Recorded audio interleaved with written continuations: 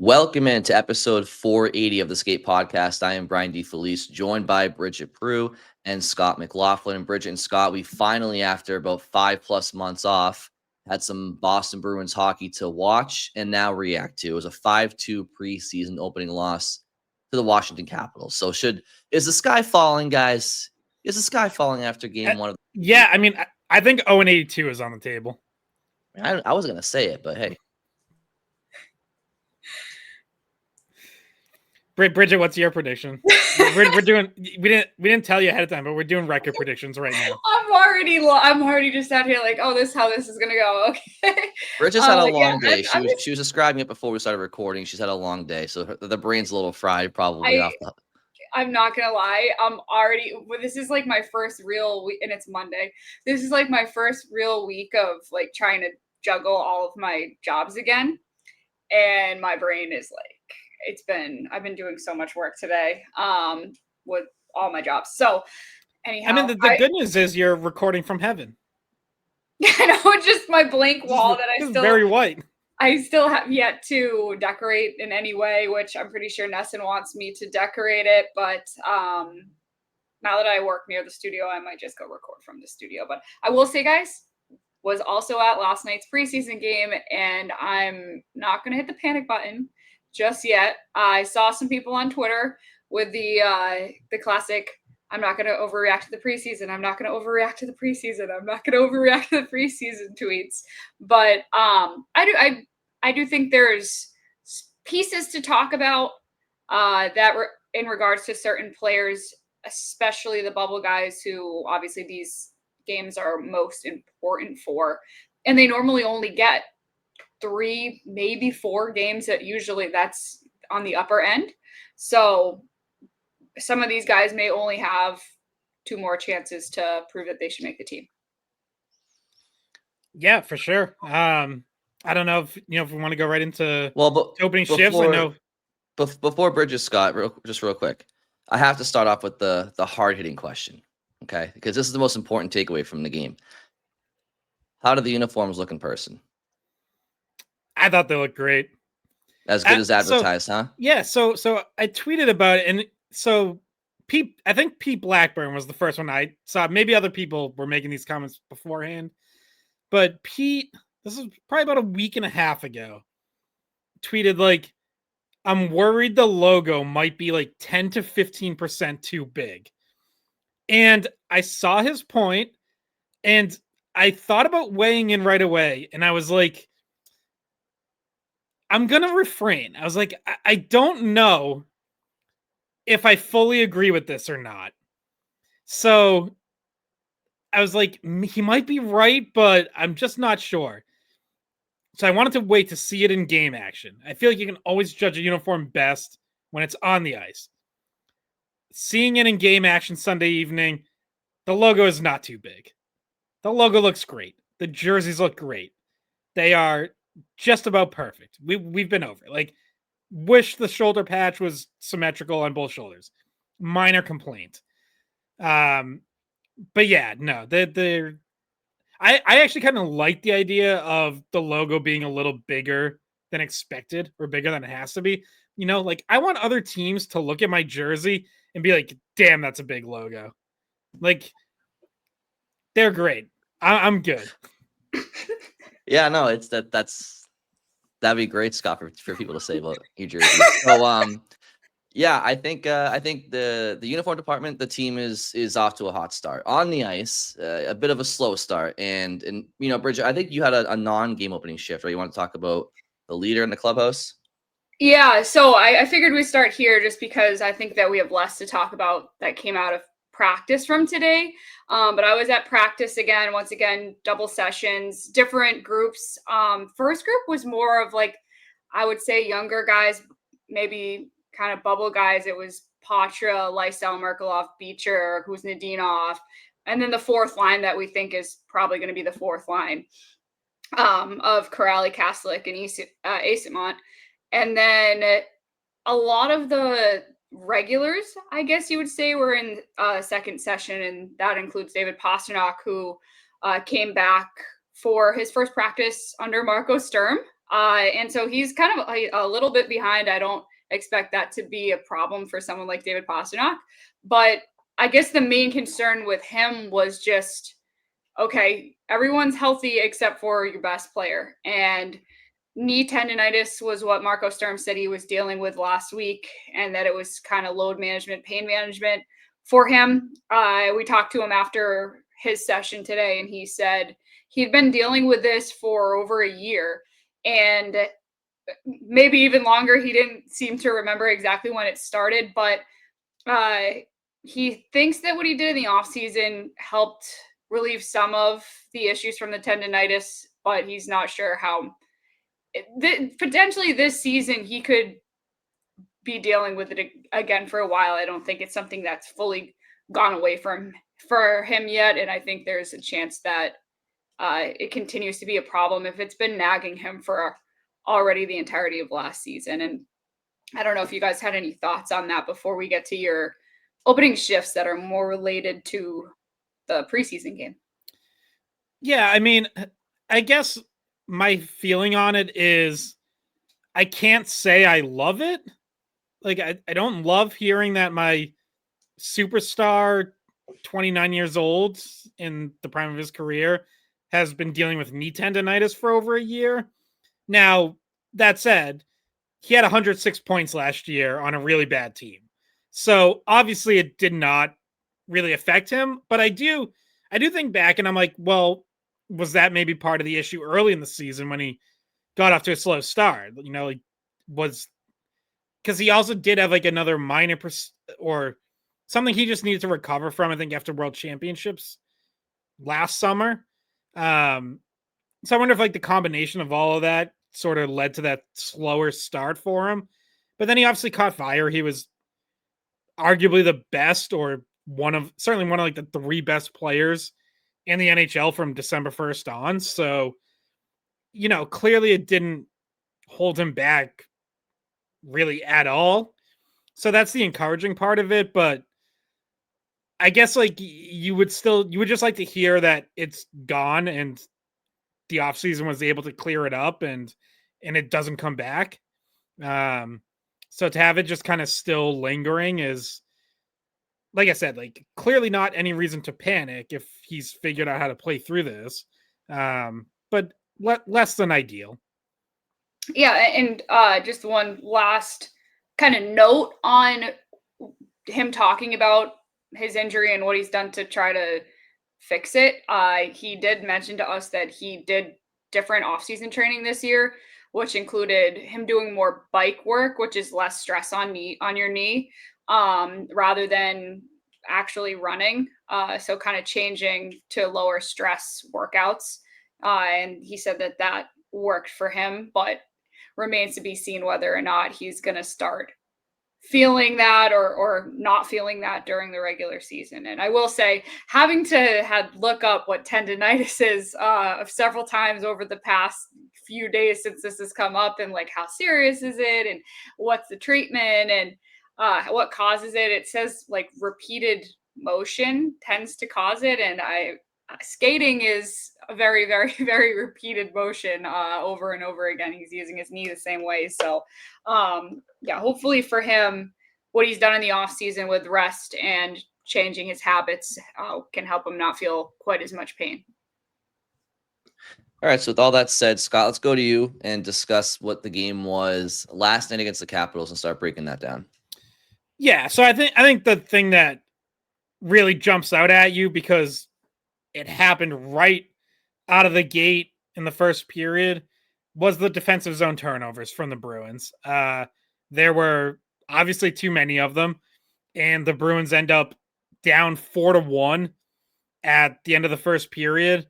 You had Nikita Zadorov with a turnover, Victor Soderstrom with a turnover, Mason Lohrei had one. Like, obviously just a lot going wrong in their own end, which is not the start you want to see when they've put all this emphasis on, you know, getting back to their defensive identity. You know, they did eventually tighten up. Like, they only give up 6 shots on goal over the entire second half of the game.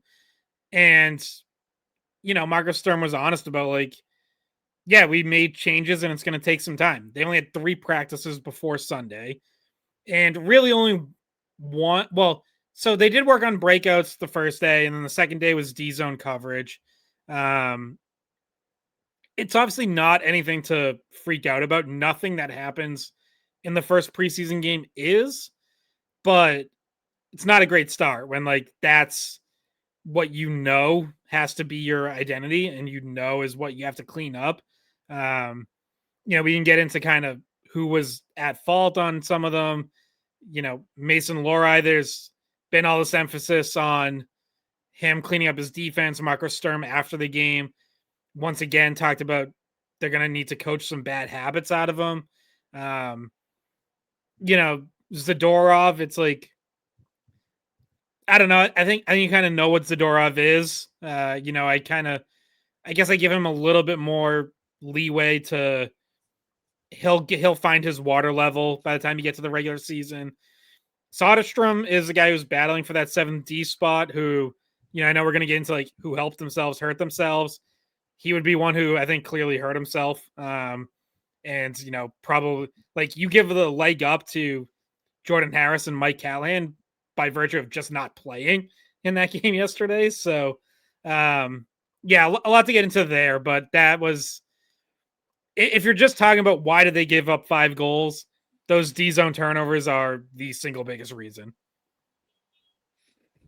Yeah, and definitely want to talk about whose stock rose, whose stock may have dipped. But before we get into that, my takeaway has to do with special teams. And we talked about this in the summer when they hired Steve Spott, was that the first thing I did was I wanted to go look at Dallas's power play because that's who he was most recently with, and compare that to the Bruins from last season, specifically when it comes to zone entries. And I mentioned how the Bruins, whether it was Mason Lohrei or Charlie McAvoy at different times, when the puck was iced, they'd retrieve it, take it up the ice uncontested, turn their back to the play, and drop it to a trailing David Pastrnak.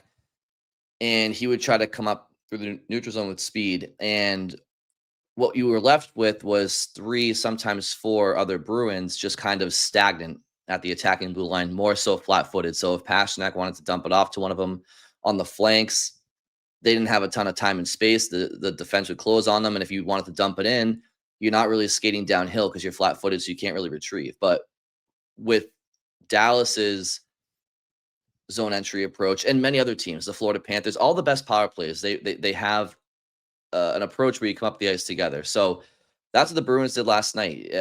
And there's a lot of uncertainty with this team, right? Do they have enough scoring talent? Do they have enough to defend better than last year? Well, if Swayman plays better and Lindholm and McAvoy are healthy all year, maybe. But they still had troubles last year with those 3 guys in the lineup, certainly Swayman all year. So those aren't guarantees. But I do think that the power play really should be all but a guarantee to improve if their zone entries are more efficient. And of course, you have to execute once you get in there and set up. But I just think that was one positive development. I thought that their zone entries were much better in the power play last night. Obviously, there was no David Pastrnak and not a lot of time to practice special teams to this point. But that was one encouraging sign for me from an X's and O's standpoint with the Bruins. Yeah, I mean that they haven't actually practiced special teams at all as of Sunday. I know they worked on it.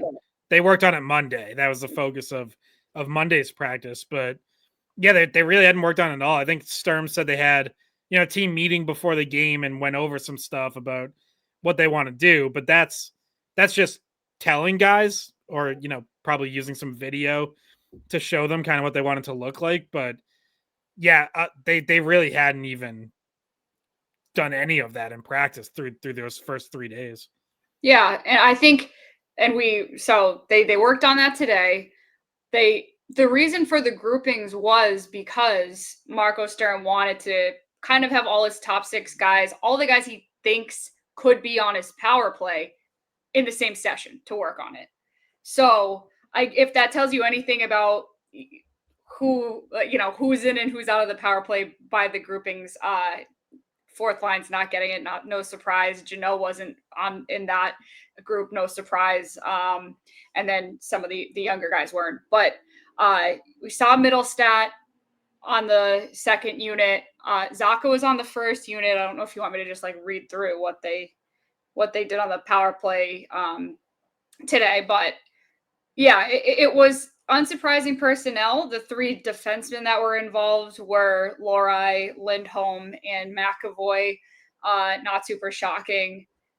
It looked the puck movement looked quicker in practice, and like intentionally, was the drill that they were doing, was just trying to move it as quick as they can through the lanes without getting the puck picked off. And I don't know. So far, it looks pretty good. Obviously, we're talking about super small sample size in the game, and then just what I saw today from the press room at practice. But I think I have higher hopes for the power play this year, that it can do better than last year.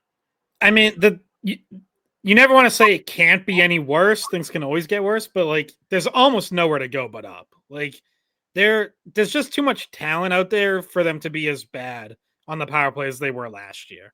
So now like the discussion should be like, okay, do they improve to somewhere around 20th in the league, or are they middle of the pack, or can this be like a top 10 power play? If it is, like, that's a huge plus, and that will go a long way towards, answering the question of where the goal's going to come from. I think even middle of the pack makes them, is a step towards being a more competitive team. If we're talking about like, oh, it's a little better, but it still ranks 21st, I don't think that's good enough. Like, that's not going to get them anywhere. Can I just read the units, Brian, before you, because I pulled them up now. For some reason, couldn't find them right away. So PP1 today was Zacha, Pasta, Elias Lindholm, Geeky, and McAvoy, which the only change there really is that Zacha was more on the second unit last year. And PP2 was Arvidsson, who kind of plays net, kind of plays wing, like flank, Middlestat, Blumel, Hampus Lindholm, and Mason Lohrei. So maybe he goes for, the 2D second unit. It seemed like Arvidsson kind of roams around, and Blumel, who I think coach actually really likes. I get the sense, talking to the players and the coach about him, that they're thinking of him in those situations, as if he's going to be on the team. I think that he's in their plans. They at least have an idea of ways that he could really impact the team. It's another positive sign. I think he played decently in the preseason game, and I think that there's been a lot of signs that point to him actually getting a spot on this team after spending most of last year in the AHL. Yeah, I mean, they're certainly giving him every opportunity to show where he can fit and to show that he can take, a more offensive role somewhere. It's telling that, day one of this focused special teams practice, Blumel has a spot on the second unit, and guys like Matt Poitras and Fabian Lysell aren't even in that group. They go out in that group A before the main group. Those are two guys who you would think, if they make the team, or if Sturm envisions them being on the team, you would think they would at least be under consideration for power play time. But they do not get first crack at it, and Blumel does. Yeah, and Fraser Minten is another guy that was in Group A, which was, the non top 6 guys group. So yeah, I don't really think of him as much of a guy who would get power play time this year in the NHL. Like, I know he played power play in Providence. He was on the second unit Sunday in the preseason game, but like Minten, I would expect to be more involved on the penalty kill, and you probably just don't want to throw too much on, a young kid's plate. But Poitras and Lysell not being out there, like, that caught my attention. Yeah, so I mean, when it comes to the power play, I do think there will be improvement. Yes, Scott, you mentioned there's really only one way to go, which is up from last year. I do think there'll be improvement. The delta of how much improvement there is remains to be seen, but I just think that so much of last year's power plays were just wasted. Of the 2 minutes, you'd have a minute 40 of them trying to get into the zone. I mean, if you can be more efficient in zone entries, then you're right, Scott. Like, you have enough talent where once you're set up, they should be better. So I just think so much stems from zone entries and that improvement. As far as Blumel and the other names you guys mentioned, I think that's a good segue into talking about, players whose stock has risen and dipped in just the first week of camp, because I think Blumel, we've talked about the discrepancies between waiver eligible and waiver exempt players. Well, Blumel is Scott, you're smirking. What's going on over there? No, just the graphic. I forgot we had this graphic. Bridgette just dusted it off. Who's up, who's down. Did we use this at all last season, or was this the year before? I don't think we did it very much last year. No, we certainly didn't finish off using it very much, and I knew Scott kind of forgot about it, so I was like, I'm gonna pop it up. I think there are too many downs. There were just too many downs. That's true. The graphic last year would have read who isn't down. I think maybe on we could do maybe on a monthly basis we could do who's up, who's down, maybe. But anyway. Anyway, so Blumel is obviously a waivers eligible player, and I just, heading into camp, felt like they signed it for a reason.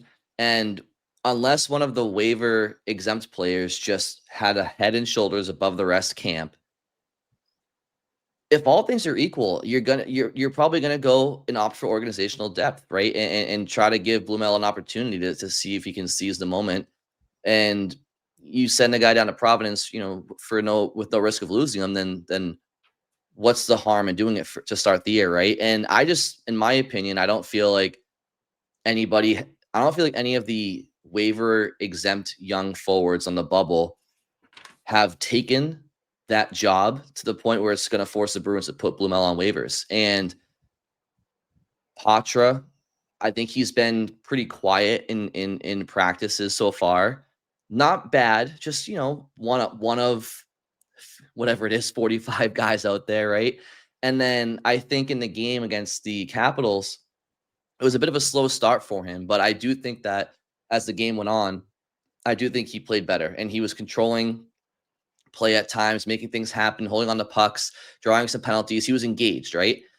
Fabian Lysell, I thought, has had strong practices to start training camp. In fact, I thought he had a strong scrimmage with the inter-squad scrimmage prior to their first preseason game. And then I thought he had a very strong opening shift in the preseason game and a decent first period. And then I thought his game just tailed off.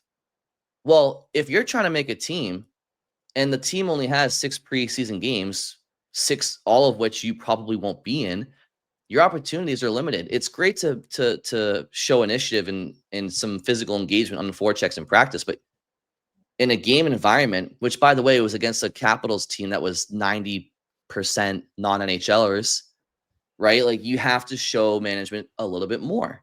So what did Riley Duran? I thought it was excellent last night. I think he seized every single shift while he was out there, and he showed management, I'm going to work my ass off. Him, Patrick Brown, and VL, I think is how you say it.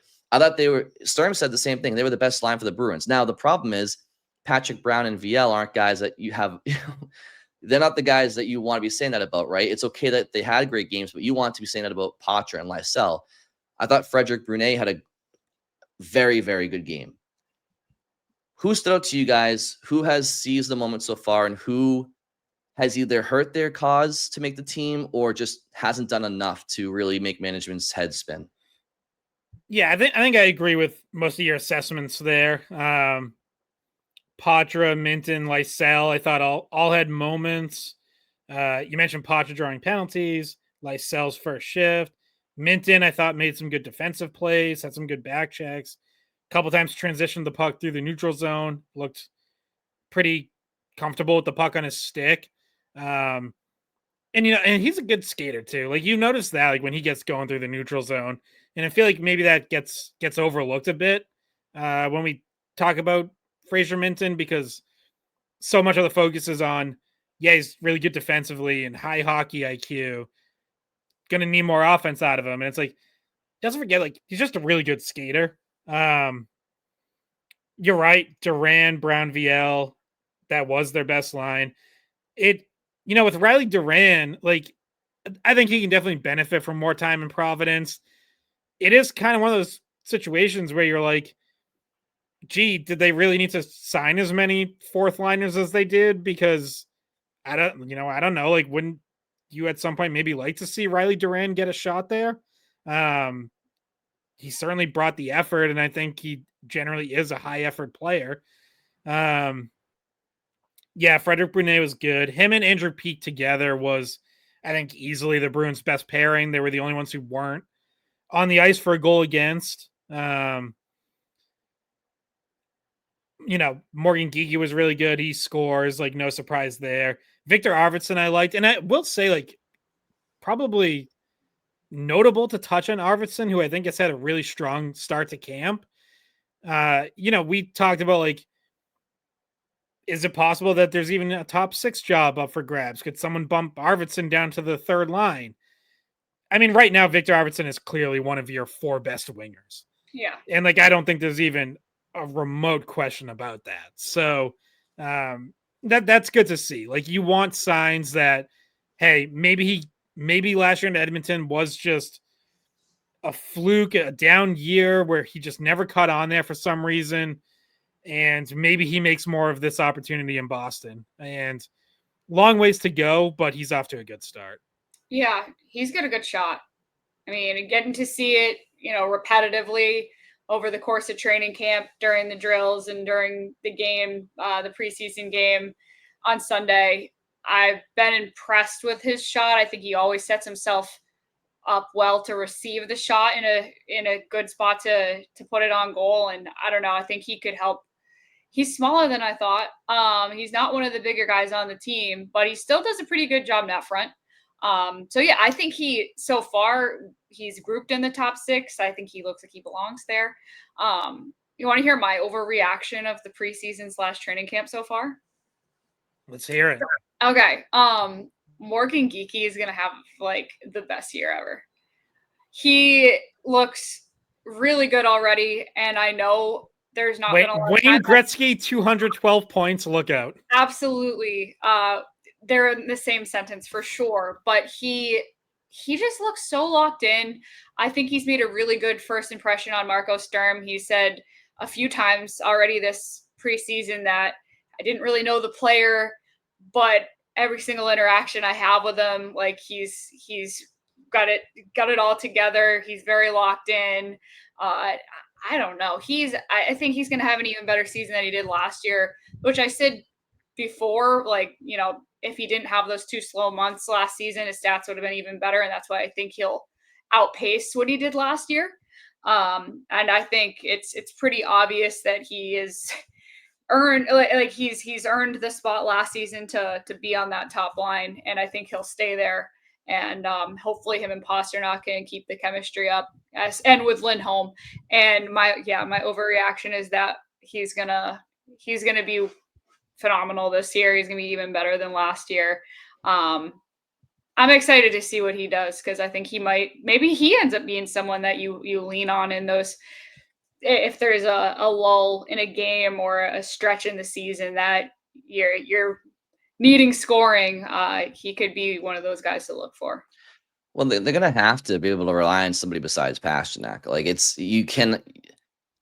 you just can't rely on him to be the guy all the time. I know he can be, but it's especially if he's, dealing with something on and off throughout the season, right? Like a lingering issue. So yeah, I had someone tweet out, and if anyone wants to hear, like, some of the quotes from the players from their own mouths, I did tweet out some of what Pasta said.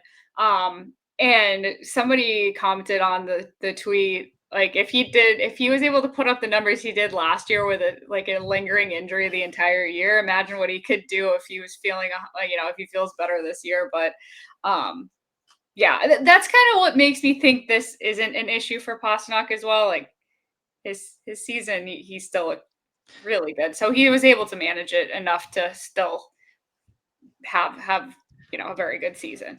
Random question: Has anybody figured out what a tweet is called under the X marketing? It has. A tweet. I know that's my point though. Like, is there even an official thing to call it according to X? I think they just call them posts now, which is like the Posts. lamest possible answer. Okay.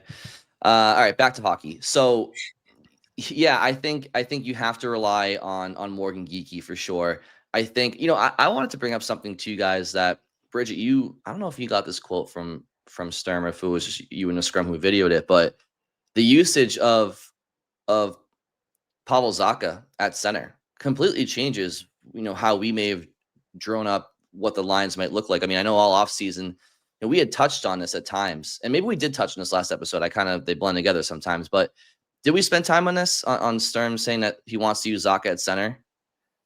I think we haven't spent that much time. We talked about it. We talked about it a little last episode, but we didn't I think that he made the comment after the episode aired. Well, so yeah, and then also they're clearly going to try some different things because Bridgette, I wasn't able to get there today, but from lines that people tweeted out, Zacha was on the wing today with Mittelstadt and Arvidsson, which was, that was like the second line everyone predicted.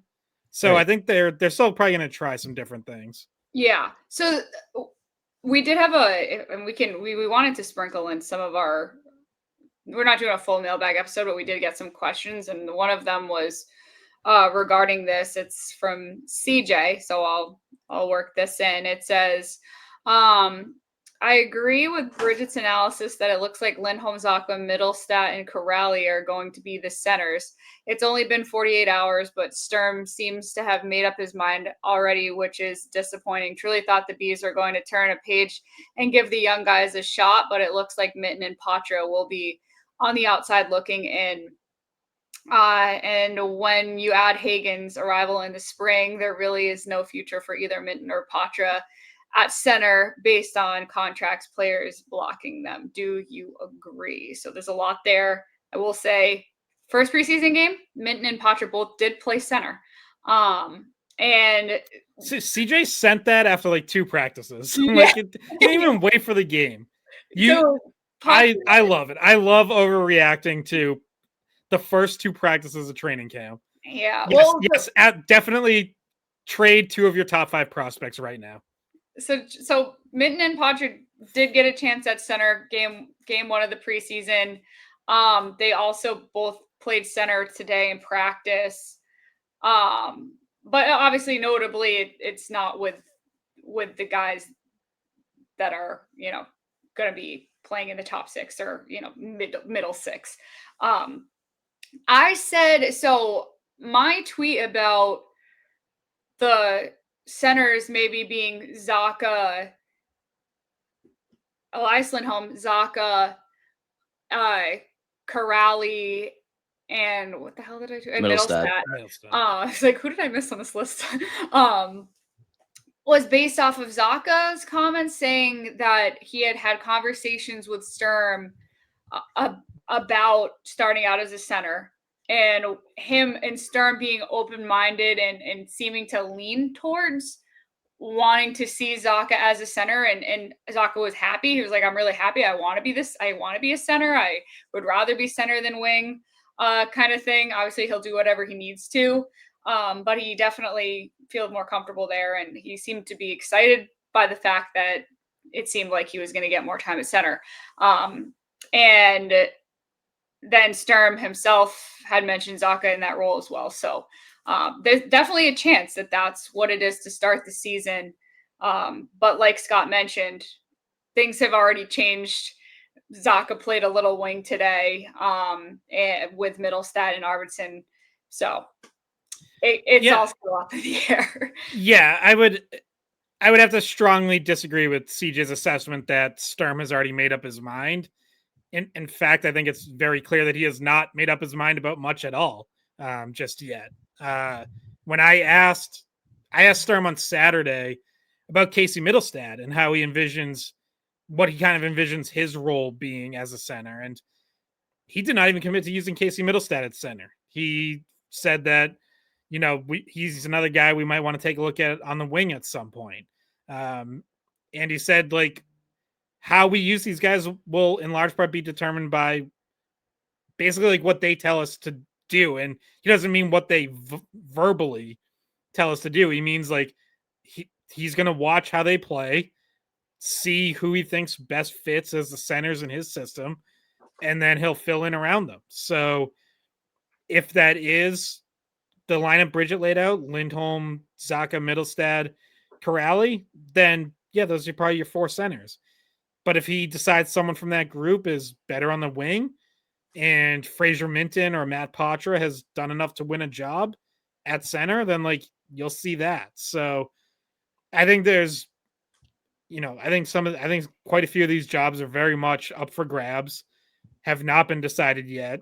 There's a reason that they have 2.5 more weeks before opening night and 5 more preseason games to go. I think we and certainly Marco Sturm will learn a lot about how things continue to play out. But no, I don't think anyone's locked in. I don't think anyone's blocked out yet. Like I don't think it's a guarantee that Minten and Poitras are going to Providence. And even if they do, it is far from a guarantee that they go down all season. I don't know like how many times I can say, but like there is nothing wrong with young players spending time in the AHL. And even Minten and Poitras, comparatively speaking to a lot of young players, have not spent a ton of time down there. Poitras was down for a little over half of last season. Fraser Minten spent about half of last season in the AHL. And that's it. That's all those guys have. Like neither one of them even has a full AHL season under their belt. It is They've played 77 combined games. Yeah, 77 like combined AHL games. Yeah, like it is by no means an indictment on them or some sort of verdict that, oh, these guys aren't part of our future. No, like they are still developing. They can both still benefit from playing in the AHL. I mean, let's carry that out one more prospect, right? Poitras, Minten, and Loshmelis, right? It's 40, it's 37, right? So it's 77, and then Loshmelis played, was it 6? Right? So six regular, I think it was like 6 regular season, and then he went to the Worlds, right? He played the first playoff series. So that was did he? Okay. Three games, I think. Fine. Okay, but let's just do regular season, right? It's like a full season combined between the 3 of them, right? So I think the obvious question and takeaway from this is it just depends on what the opening night roster looks like, right? If Casey Mittelstadt is penciled in as your 3rd line center, then it just takes away a spot from what we thought might be open to one of these kids. Now, yeah, to your point, maybe one of them wins a wing spot or whatever, but if your center depth goes from Lindholm, Mittelstadt to question mark to Lindholm, Zacha, Mittelstadt, it just changes the configuration of the opening night lineup, which is not forever, but it does. And I will say, to CJ's point, there is that looming eventually James Higgins does enter the fold, and somebody right in that top 6, presumably, whether it's right away or in a year or so, you would think that he's taking one of those top 6 center roles.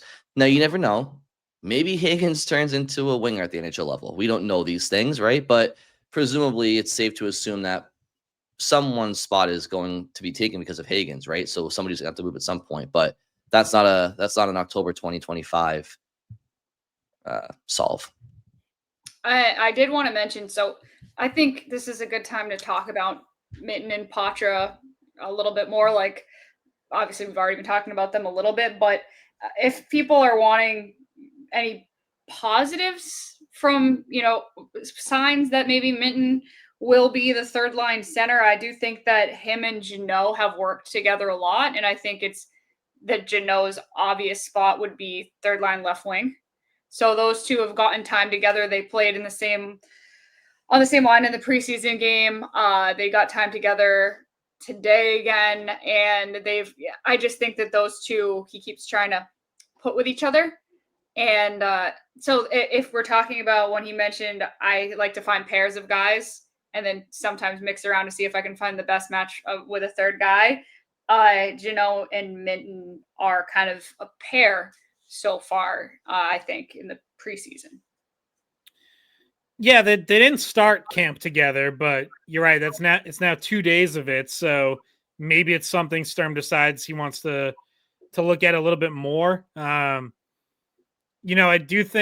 also think like that's one where you hope like if Minten is with Jeannot that some of Jeannot's physicality and aggression on the forecheck rubs off on Minten. Minten's never going to be quite like he's not going to be top 5 in the NHL in hits like Tanner Jeannot is pretty much every year. He's not going to be a fighter like Tanner Jeannot, but Minten is going to have to bring some physicality, and I think that's probably something that is still kind of developing in his game. So being with a player like that, like, yeah, you can learn some things. So, yeah, I could see that. Like, it's a good idea to have them together. Minten's also been with Lysell a lot. They were on the same line. And, Lysell was also on that line in the game. And I think they had been on the same line to start camp as well. So yeah, I think like what everyone says about Minten is, he just looks like an NHLer. And it's like, yeah, I agree. And I don't think he would look out of place if he's certainly not if he's in a fourth line role in this team, and maybe even not if he's in a third line role. But as I've said before, like he does still have developing to do offensively. Like at some point, you're going to need more production than what he's shown as a pro so far. And it is possible that the best way for him to develop that, at least say early on this season, is in the AHL. Like that might be a better place for him to kind of find his offensive game a little more versus trying to do it in the NHL in a third line role where Marco Sturm has said, he needs his third line to be able to handle another team's top line. He envisions a third line being a line you can roll out against anyone. You don't have to worry about sheltering them or trying to get them into a certain matchup. So, like the defensive part of that's going to be important, but you do also need third lines to put up some points.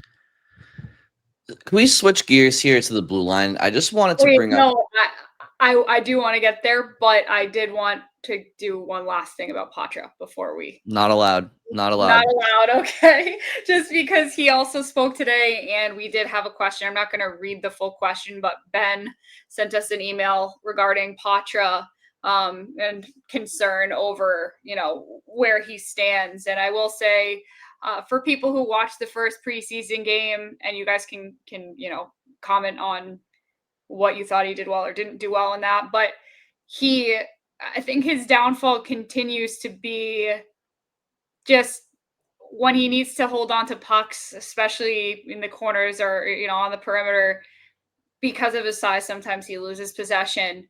And taking the hits that was something that he's been working on. I still think that there's time for that to develop. And so whether that's in Boston or Providence, I think that either way, he'll have a chance to work on that. But when we talked to him after today's session, he said that he didn't like his game. I'll read his quote. He said, "It was a little rough. It felt a little early and I didn't get into the game well enough. I felt better as the game went on, but just a couple of small detail mistakes that I'd like to have back." So he also took that knee check in a high stick, and I asked him if he was feeling okay. He said, yeah, he had no lasting, soreness or anything from that, which is a good thing. But that he needs to be able to know when to, position himself, how to position himself to avoid hits like that. Because I did think he kind of, when he got kneed, he kind of spun into it. There was certainly a way for him to have avoided that. His head was down a little bit, but yeah, that was how he felt about his game. You know what? Like I was starting to think last night is and they're completely different style players and they're different sizes. But I think about Adam McQuaid a little bit when I watch Matt Poitras, in the sense that like he just seems to always find himself in these car crashes, like where you're like, oh my god, how did that just turn so violent? And it's like that was always the thing with Adam McQuaid, where it's like he'd be like battling behind the net, and all of a sudden it's like he would just like end up launched into the boards or something, and you're like, whoa, that looked like it hurt. And like Poitras kind of like he just always seems to end up in these situations where you're like, man, that was a hard hit. And it's like the knee thing, it's like not even his fault. Like not really much you can do about that, but somehow he always seems to be in these situations where it's like, ooh, I hope he's all right. Yeah. And like he was coming out of last night, but like that's an ongoing concern. Like this is someone who has dealt with some injuries. So he's like when you're driving on the roadway and you see like 30 yards in front of you, this squirrel just sitting there, standing there. And then it starts to sense that a car's coming. It starts going all sorts of directions. It's like, you know, you're in harm's way, right? He gets in harm's way a lot. And then, you know, he cuts across the middle of the ice sometimes. And it's like, oh boy, that could be a recipe for disaster sometimes, right? But I just think with Poitras and Lysell, we could lump them both together here. When I watch them, and they're different players, but they both just seem light. They seem light to play against, and that might just be like who they are. I'm not saying it's a lack of effort. They just if go back and watch the game last night, right? Or just watch the game last night. Watch a player, younger player like Riley Duran, and watch how hard he is on the puck. Like when he's on the ice, he attacks, and he's not overly physical. He just plays the body the right way. He competes on every puck. And now, does he have the skill set of those of Poitras, Lysell? I don't think so. But the way that he plays the game hard every shift, that's what you have to do, even when you have especially when you have high end skill. And I just feel like Poitras, he wants to. He just seems like he gets out muscled. And I know the theme of training camp is that he put on all this weight and muscle. Okay, well, let's see it on the ice then. And then Lysell just looks like he's floating at times. And I just wanted to pull this up real quick, Lysell's stat line, because he did have a really good opening shift to the game. And I thought his first period was pretty decent. But his stat line was full of goose eggs. And I just want to pull it up because I have it right here. 0 points. Now, I will say, his first shift of the game, he gave, who was it? Was it Minten? He gave Minten a golden opportunity to score. That very well could have been an assist had Minten find the back of the net there. But, 0 points, 0 shots on goal, 0 hits, 0 takeaways, 0 block shots, 1 missed the net, 2 giveaways in 15:47 of ice time, 2:37 on the power play. So it's like the first shift was good. And the first period was okay, but beyond that, it's like, he's trying to go through guys' legs 1-on-3 at the attacking blue line. It's a turnover. Fabian Lysell needs to have far better situational awareness and execution, especially when he has no play. When he has no play, he tries to get fit. Dude, you just gotta dump it in and go after it or change. Like there's a time and a place to try to make plays, and there's a time and a place to give up possession to get it back. You cannot turn the puck over. Coaches and management can't stand that shit, especially when it's your third and fourth training camp. Like you have to show that you're learning. And I do think that he made efforts in practice to be more physical on the forecheck, and like that's great. Hats off to him. But you have to show more development in those situations. Yeah, he had one rush where he tried to move 1-on-1 against a defender and got broken up and lost the puck, gets turned the other way. And it's like, we just talked to him last week and he talked about how, like, I asked him, like, are there things you've learned about kind of what you can and can't do at this level? And he's like, yeah, well, it's really hard to beat defensemen 1-on-1. Like only very few guys can do that. How about 1-on-4? It's like, yeah, it's like, and then he gets out there in a preseason game and tries it and it doesn't work. He had another turnover like in his own zone. wheeling around the net and looking like he wants to start the breakout and the transition with speed, which is fine. Like we've seen David Pastrnak at times, do that where whatever the situation is, you end up the last guy back, you come around with speed and you start the breakout. And he skated into trouble and turned it over in his own zone. It's like, that's an even bigger no-no. It's one thing to do it in the offensive zone, like not that it's great, but he did it as like the last guy back trying to come out of his own zone. Those are big no-nos. I feel like I had another point, but now I forget it. So we can just move on. Was it on Poitras at all, or it might have been, but I don't remember what it was. So. It was. So I was gonna say your point, Brian, about Duran and how he makes life difficult along the boards. He's really strong, like forecheck and trying to get pucks away. I wanted to point out that is not what his game was in college. Like that wasn't his game at all in college. So could Poitras or Lysell learn in Providence what Duran clearly has learned in Providence? I should say Providence Bruins, because he did also play for Providence College. But when he was at Providence College, he was more like what you see Zegras play like in the NHL. He was like the go-to guy on offense. He was trying a Michigan goal. Like he was all offense and finesse, and his game is completely different now after developing in Providence, getting stronger. He has adapted to that role. I think he knows that the way he played in college is not where he's going to play, not the role he's going to play in the NHL. And I do give him credit for adapting and understanding and applying what he needs to eventually make the NHL if he were to come in a fourth line role for the Bruins in the future.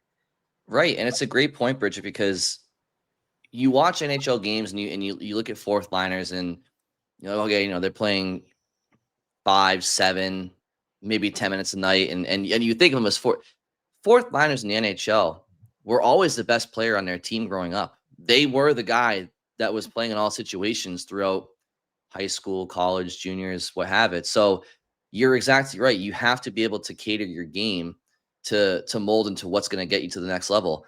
And I'm sorry, but like you can't be Fabian Lysell in what was he drafted in 2021? It's 2025. It's like you cannot be in your third or fourth training camp and just giving pucks up in the neutral zone because you're tired or you don't.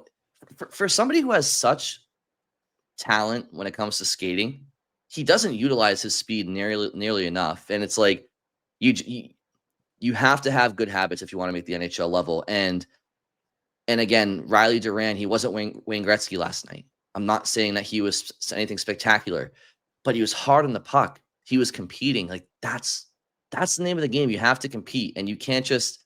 Yeah, it has to get better. I'm not sitting here saying Lysell has no chance to make this team out of camp, but you cannot be just okay and expect to make a hockey team. You have to be great.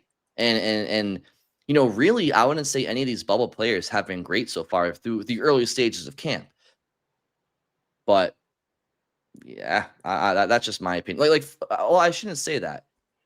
Like Duran, you can make the argument he's battling for a fourth line job, right? He's making a good case for himself. He's he's still young enough to have a full NHL career ahead of him. And then on the blue line, I think Frederic Brunet has played really well. And I wanted to mention him because you look at the Bruins decor right now on the left side, you have Hampus Lindholm and Nikita Zadorov.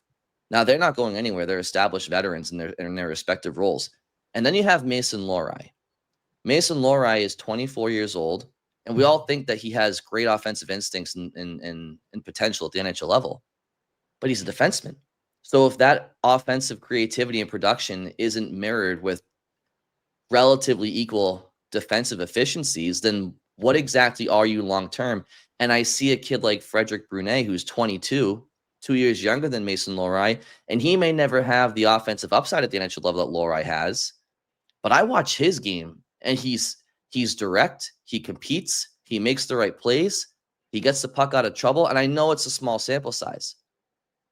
But if I'm Mason Lohrei, it's like if your defensive game doesn't improve this year, should he be worried about Frederick Brunet down at Providence? I mean, as a 22-year-old kid that looks to be doing a lot of the right things, like your job's not safe, and you have to. I'm just saying he has to elevate his game defensively this year. It's a big year for Mason Lohrei. Wait, can I say this is just a funny little joke that I could go right back to you. I think our listeners or our viewers should start a drinking game of every time we say, I know it's been a small sample size. It would be, and we already said it like 10 times. It's obviously the prerequisite. We feel like we have to say it because it's like we know that the criticism would be. Well, it's tough because we don't want to overreact, but but this is the first hockey we've been able to watch in 5.5 months. So it could be. It was said a lot. Sorry to interrupt you, Scott. No, yeah. I mean, look, Mason Lohrei is on a 2-year bridge deal, right? That there's a reason that they didn't go long term right now, and that's because if you're the Bruins, you still want to see more. You want to see how his development continues before you commit long term. If you're Mason Lohrei, you want the opportunity to prove that you're going to be worth a bigger payday in 2 years' time. But if these next 2 years don't go so well, and if Frederick Brunet continues to develop, it's like, well, there's a pretty easy kind of replacement plan, right? Like, if it turns out you end up not wanting to commit to Lohrei long term and you're happier with Frederick Brunet, that could be what happens. Or Frederick Brunet may very well get a shot to play on the right side. I do think he's played a little bit of his offside. And you look at that and we know how unsettled, maybe not necessarily right now, but moving forward, like Andrew Peake's entering the final year of his contract. Henry Jokiharju has a 3-year deal, but you're still waiting to kind of see exactly what he's going to be for you. So there's opportunity there as well. And it doesn't necessarily have to be a right shot who eventually claims a full-time job there. It could be a left shot who's capable of playing the right side. So, I think Frederick Brunet certainly, I think had a good year of development last year, played well Sunday, has been good in camp, is almost certainly going to be starting the season in Providence because he is 22. He needs to play. Being a 7th defenseman in Boston would not do him any good. But I wouldn't be surprised if he's at or very close to the front of the line when it comes to call-ups as the season goes on. And we know there are always injuries on defense every year. There are going to be guys called up. So I would bet that you're going to see Frederick Brunet at some point this season. I know he did already make his NHL debut 1 game late last year, but I guess I mean like more, 5-10 game type of thing. Right. And if he's not on the Bruins roster, you want him in Providence, right? You're okay with someone like Jordan Harris being the extra defenseman at the NHL level because somebody has to be that guy, and he's older and that's where he is in his career. He's a depth guy at the NHL level until he proves otherwise. Frederick Brunet is somebody who still is trying to, perfect his craft down in the minors, and it benefits him to be there. And this is not me saying that, Frederick Brunet should take Mason Lohrei's spot opening night. That's not what I'm saying at all. I'm just saying Mason Lohrei, you cannot forget what position he plays. He's a defenseman. So if his defensive game doesn't improve, and Frederick Brunet is somebody who's down in Providence and he continues to impress and do the right things and show what he's kind of done over the last year or so, it's someone's always there to try to take your job. And I think that it's been encouraging what I've seen from Brunet. Whether or not it continues forward this year is something we'll have to monitor. Bridgette, I know you love talking about. Yes, Scott, go ahead. I was going to say, just quickly before we move off Lohrei, some of Marco Sturm's quotes about him have been kind of wild to me. Like, he was asked about him and he was like, oh yeah, like everything I heard before camp was like bad. And then like he paused and then he was like, especially from like media. And I'm like, just like that little pause is like, wait a second. Like, was he hearing like bad things from like people in the organization? Because like, who else is he talking to about Mason Lohrei? And like, I'm like, I don't think that's really what he meant, but it can definitely be interpreted that way. Now, like, in fairness, he also said, like, I don't care about what's happened in the past. And he's talked about, like, I see a lot in Lohrei and he wants to work with them, but he has reiterated now multiple times, like, it has to start with defense. he's mentioned like there's some bad habits we have to coach out of him. So it's, I think there's some guys that Sturm so far has very much take a like build them up type of attitude towards in terms of the quotes that he gives us. That really hasn't happened with Mason Lohrei. Like I think there's been more sort of like critical analysis when it comes to Sturm's comments about Lohrei so far. Well, I mean, I'm sure when he says I'm going to throw out the, the stuff from the past, he's talking about the minus 43 plus minus that Mason Lohrei had last year. And that's probably what he's seeing. Oh, the media said, he talked about that probably. Because it's a little bit glaring to see, and it points to the need for more focus on defense. McAvoy spoke after the game about Lohrei too, and talked about how when he and Lohrei play together, it kind of reminds him of when he came into the league and he was playing with Zdeno Chara, and that McAvoy came out of college really, with this offensive mindset and attack mindset. And he really was a good offensive defenseman in college.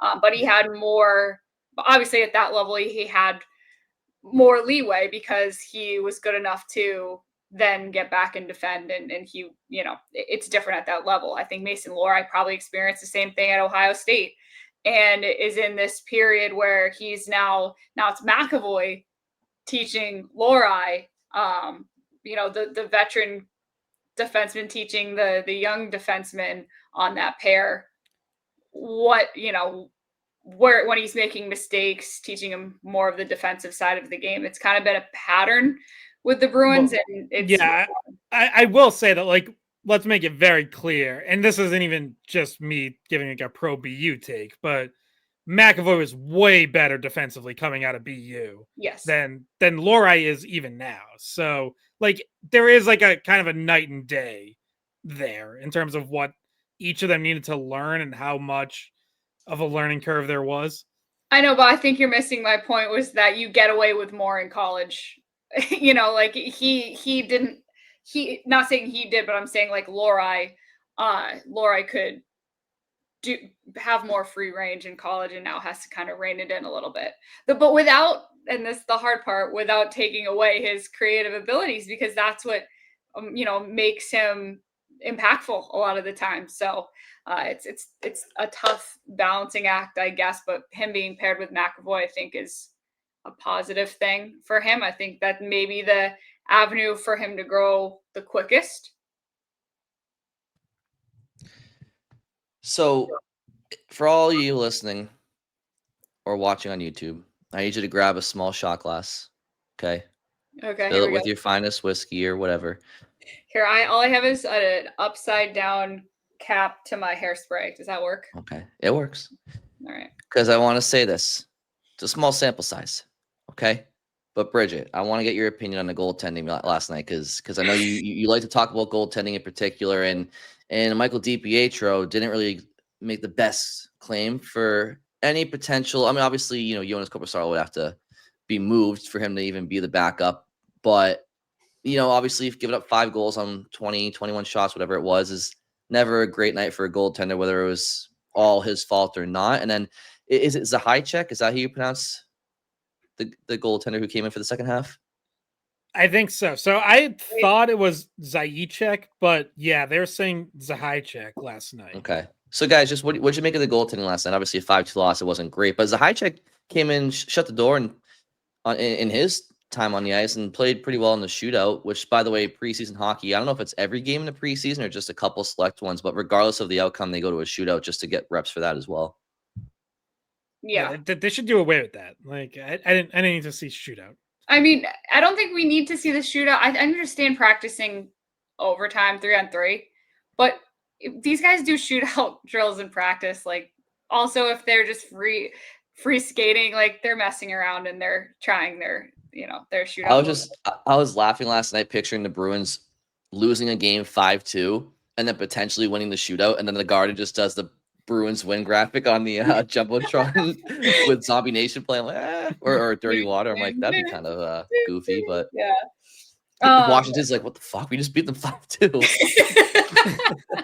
By the way, quick shootout note. So in practice, and I guess like more teams are doing this now, is so when the Bruins would like during their scrimmage on Saturday when there's a penalty, instead of just doing a power play, they would do like a shootout attempt, but with the other players then like following to basically if there's a save, play right off it and like go back into play. And there was a funny moment where I think it was Mike Callahan had the penalty shot attempt, and he was like going kind of slow, and Tanner Jeannot just like lifted his stick and took the puck, and they had like pause, and they're like, no, like that's not the point. You have to let him get the shot off. I saw that. That was funny. That's Wait like for some when laughs. that's like when in basketball, like it's after the whistle and the guy won't let Kevin Garnett used to be like, stop every ball from going in. He's like, no. Yeah. But yeah, is there anything else, guys, that you want to talk about from this game or? Well, DiPietro, yeah. I mean, oh, sorry, yeah, you asked about goaltending, and I pulled up the pronunciation, and this might be wrong too, but I have Zajac. Yeah, see, that's what I thought, but maybe I'll have to listen back. But I thought Judd was definitely saying Zajac. We'll have to get some clarification. We'll just normally the best thing to do is for us to just ask ourselves. So that's sometimes the only way to know. But yeah, look, DiPietro did not get very much help from his defense. Zajac got more help. He only faced 6 shots the second half of the game, but he did make a great point blank save on one of them. But yeah, I mean, DiPietro 5 goals and 21 shots. Again, if you're the younger player, if you're trying to knock out the incumbent, fair or not, like you have to go above and beyond in preseason and training camp. And this obviously was not the best start for doing that. So I think DiPietro, unfortunately, is one of the guys you'd have to say stock down after the first preseason game because he's trying to beat out Jonas Korpisalo for the backup goalie job. Like that's what he's trying to do in this camp. And he really did not take any step towards doing that on Sunday. Yeah, agreed. I like Scott said, there were some breakdowns right in front of him, but I also I'm not sure he read all the pucks great. And yeah, it's hard I do feel like this one was hard to judge because there's so much new like learning that's going on in this game, and they're like in front of him, I should say, like everybody's trying to work into the new system. There's obviously some hesitation and some growing pains to that, and I'm thinking to myself, all right, is this team kind of hanging him out to dry a little bit? Is he reading the puck well? And I do feel like he definitely, I mean, 5 goals against aside, I think even just the eye test didn't help him with trying to make that progress to try to pass Korpisalo. So. Yeah, well, so he had opportunities to bail out his defense, right? Like he had opportunities to make, high danger saves. And so it's like, sure, maybe it's not entirely fair to be like, oh, I can't believe you didn't rob that 2-on-1 or whatever, or that turnover right into the slot. But that's kind of like, you kind of got to get like 1 or 2 of those if you're really going to stand out and make your case, like think back 2 years ago, Brandon Bussey had that preseason game where everyone fell in love with him, right? There was like 40 saves or something. And like, he didn't even end up making the team because he didn't really follow it up in his next preseason outing. But like, that's the kind of thing that catches people's attention and like really perks up some ears. So, like maybe it's a little unfair, but it's like, that's kind of what you have to do. Well, it's a short camp, right? It's less about, oh, why didn't you play great? It's more about, all right, GM Don Sweeney, based off what you've seen so far, Michael DiPietro do enough to make the team? Nope. Okay. Fabian Lysell? Nope. Okay. It's like, it's a short camp. You have to it doesn't matter, right? It doesn't matter if it's bad luck or whatever. It's like management has to look at a small sample size during the preseason, and if you don't jump off the page, there you go, Scott, grab the Advil, then you're not going to make the team. Why would Michael DiPietro say he plays one more game, right, in the preseason or whatever, and he gives up like 3 goals on 35 shots? Like, how does management possibly put him on the NHL roster? Like, you have to go above and beyond. One last question for me, guys, before we go is, when can fans expect the first round of cuts as we enter the second week of camp? I would expect sometime this week. And how many players does that generally look like? 10, 15? Well, it's in rounds, so It is, but I feel like the first round's the largest, right? Maybe, and then it starts to maybe dwindle after that. It does depend. Like, it might just come down to what do they know and when do they, like, the first round of cuts could be 5 guys, or it could be 15. It's just like, I think it's just when they're certain about something and they feel like they've seen enough of someone, then yeah, they're gonna cut them. And also probably worth noting, I don't know exactly when Providence's training camp starts, but they do, once enough guys get sent down, like, they have their own camp. So you got to make enough cuts to, like, have the guys in Providence, have enough guys on the ice to work with. But yeah, so I think I would expect a round of cuts at some point this week. And then I would expect by next week, they're down to like one practice group. So that doesn't necessarily mean, down to like 25 guys, but down to a more manageable group of maybe, 30 to 35. Because right now, when you're at 50 or whatever they're at, like, you have to have 2 groups. There's just no way to have that many people practicing at once. So I would guess probably by next week they want to be down to one group and not have to be split up. Yeah. So second preseason game is Tuesday at 7 at the Rangers. So on the road, maybe they get another look at some of the same guys and decide they want to look longer at someone. They don't want to look longer at someone. So maybe end of the week, they have Wednesday off, I believe. So maybe Wednesday they're discussing, among coaches and management, and maybe we might know, say, by Thursday's start to practice. Notice people aren't there, ask about cuts after. Or, I mean, because it's Sturm's first time with these guys, maybe he wants a little bit longer. So there's no, if your question, Brian, is it like a set in stone date? No, I don't think so. So, yeah. Okay. I was just looking at this this article from Emil Benjamin. That's how you pronounce her first name, right? Emil? Emily. Sorry, Emily.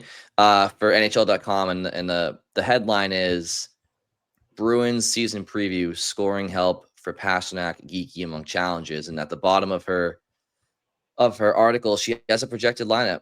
Now, Emily is, she covers the Bruins for NHL.com, and so this is not some national analyst giving their projected lineup, right? It's so just know that. But her projected lineup.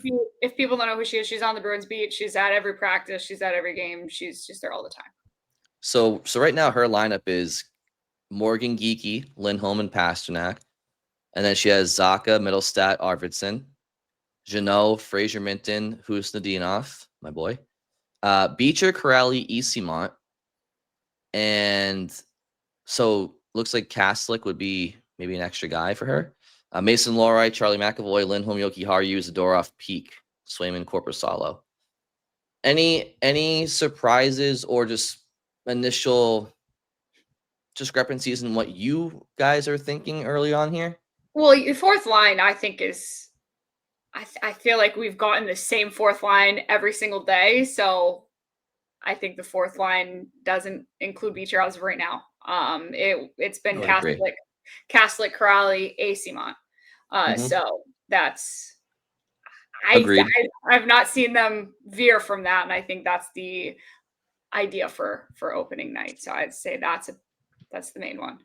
Yeah, and it certainly I agree with that. I would say it also feels like probably the spot that's like most uncertain. I guess in addition to Beecher looking at that is Husnudinov on the third line. Like joking about Brian's affinity for him aside, I feel like we haven't talked about Husnudinov a whole lot. And for me, that's kind of in part because I can't say I've noticed him a ton, to be completely honest. Like he hasn't been bad, but he's another guy that like I don't really think has done. Thank you guys for listening. That'll do it for this episode of the Skate Podcast. Brian's like Marat, headphones. Put your headphones on. Yeah, I mean, like, but he's another guy that like I don't think has done a whole lot to stand out to win a job so far. So I wonder about that as well. And then I guess I would just change the D pairs because Marco Sturm's told us he likes the idea of Hampus Lindholm and Andrew Peak together. So I feel like as of now, you're probably looking at that to start. And Zadorov, Yoki Haru together, but that's, that could change fit even just from game to game quite a bit. Yeah. Okay. Well, just always interesting to see some lineups from other people around the Bruins beat and whatnot. So, and yeah, I mean, I would agree, Scott, on Kuzi there. I think practices, he same thing I said about Poitras, right? He hasn't been bad. He's just been one of many out there. But he's yet to see preseason action. So, I mean, same with half the guys in training camp, right? I would imagine, I don't know what the game lineup is for the Rangers tomorrow night. I don't know if that's been available, or Bridge, if you got a sense, or Scott from the groups today, but. Well, the players haven't been told who's the groups yet, so okay. I don't think they know. And Scott had theorized that maybe Group A was going to be who played, but I actually think it really was just based off special teams. So yeah, that was I was theorizing that before Sturm talked. Yeah, it was. Okay. He made it clear that it was just special teams based. So it'll probably be a mix of those. Yeah, so as of 5:30 on Monday, we don't, or 5:45, we don't yet know the game group. Sometimes they do announce it the day before, but more likely they might announce it in the morning. We'll certainly know by the time they practice at Warrior, because that will be the non-game group that practices at Warrior, and then the game group will travel to New York. All right. So anything left from you guys before we sign out here? I remembered halfway through this podcast that I wanted to make an announcement that we were supposed to do earlier. Oh, yeah. I texted you guys, don't let me forget that. And look at us. And we didn't let you forget. No, I was just about to bring it up, Bridgette. Yeah. I definitely had not forgotten. Yeah, it was in the front of my mind, but absolutely yes.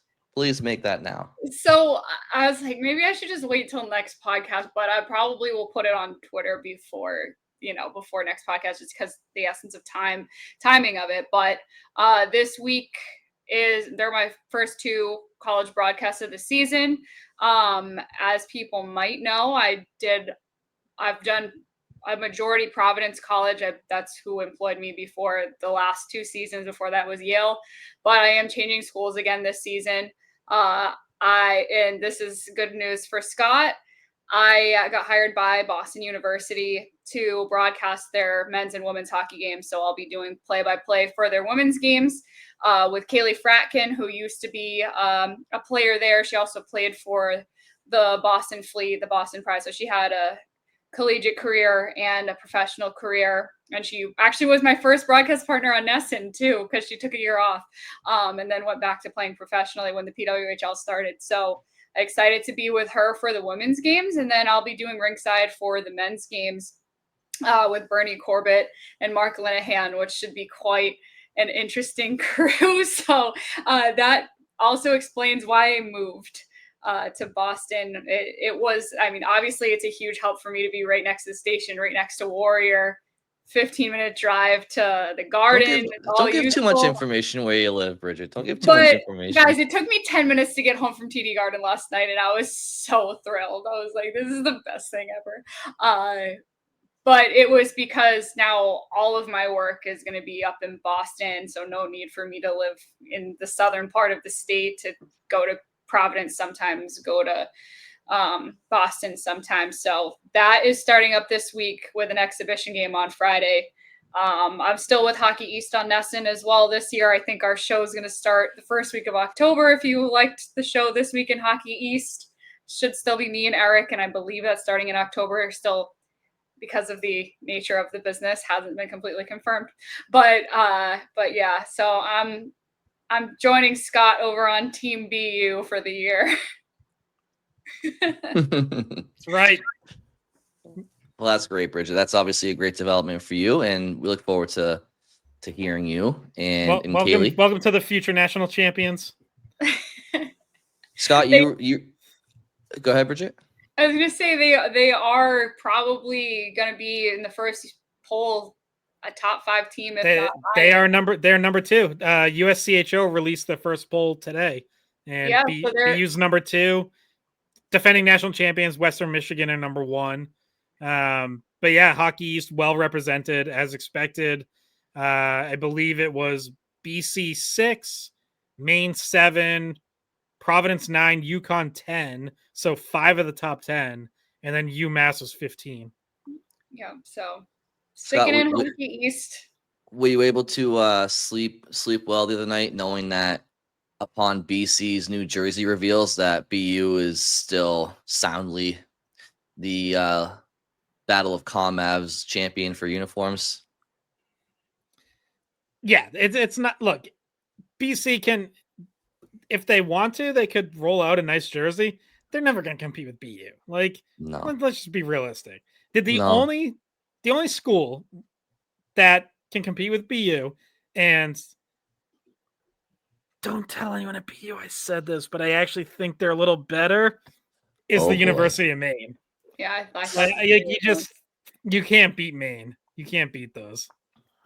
Love the color scheme. Love the bear. Yeah, but I love the classic terrier, like the old school dog that they got go. Like Scott has the hat. Actually, I think he's. I know. I should have worn it. It's downstairs, so I can't go. To that point, Bridget, like Scott, I will say, BU, as great as their uniforms are, they don't wear the best of what they could wear. Similar to BC, I think BU's best threads are hanging on a shelf somewhere, and it's the ones that Bridget just mentioned. Sometimes they're used as like a specialty jersey, but to me, that's a no-brainer. Those are 20 out of 10s.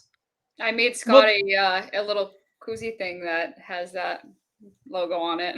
Mm-hmm. Yeah, I mean the thing, like BU actually wears quite a few alternates now, and it's like close to a saturation point where it's like, man, like their classics are so great that you know, do you really need to do this? But like just about every alternate they roll out is a 9.5 out of 10. So it's like, well, I don't know. They keep nailing it. So like, who am I to complain? You know, just kind of gives you more options. You know who else I think would compete with, and just to finish this BC thought before I forget, I think the best uniforms BC has worn was back, I think up until probably whatever they wore up until pretty much the mid-late 90s, when they had like the yellow helmets and like the yellow and brown as opposed to the faded gold and what maroon, or you know what I mean, maroon and what yellow. I like those the best of what they've wore with like the eagle on the front, like the flying eagle. But you know whose uniforms I think back in the day pretty close rivaled UMaine is your Lowell Riverhawks. They used to roll out some special uniforms, very similar to the USA Olympic ones we were kind of talking about. It said Lowell going diagonal down, and I put those up there with UMaine as well. Yeah, those were good. I was just thinking, I was smiling and thinking, leave it to this podcast for Bridget to make a career announcement, and then me and Brian just turn into fashion segment. Yeah, that's our announcement. Is that you know, we're gonna start doing. Actually, I think there's a listener of ours. I think Sean tweeted at me one time to do a Jersey podcast. So maybe he can join us, Scott. We'll do a Jersey pod. Yeah, that's our announcement. Catch it on Nesson Plus Plus. Is that your announcement? You're starting a new podcast without me. Hey, you've admitted you're not a big uniform person, so I just don't have. I don't want to bother you with it. Of an opinion as you guys, so. Yeah. All right. That's good for this episode. An hour 25 in. I think we're good. So enjoy watching the Bruins' Yes. second preseason Congrats to game. Bridgette, though. We're very Congrats, happy. Bridgette. Hey, round of applause all the way around. All the way around. We'll tweet out your broadcast schedule via the skate pod so everybody can watch you. But in the meantime, Bruins Rangers tomorrow night. Tonight, if you're listening on Tuesday. So thank you for listening. We'll talk to you on Wednesday. Hey guys, thanks for watching the Skate Podcast. If you want to see more of our videos, visit our playlist. Not in front of a screen. You can listen to us on Spotify, Apple Podcasts, or wherever you get your podcasts. Don't forget to follow us on social media. And if you enjoyed this video, please don't forget to give us a thumbs up, subscribe to our channel, and leave a comment.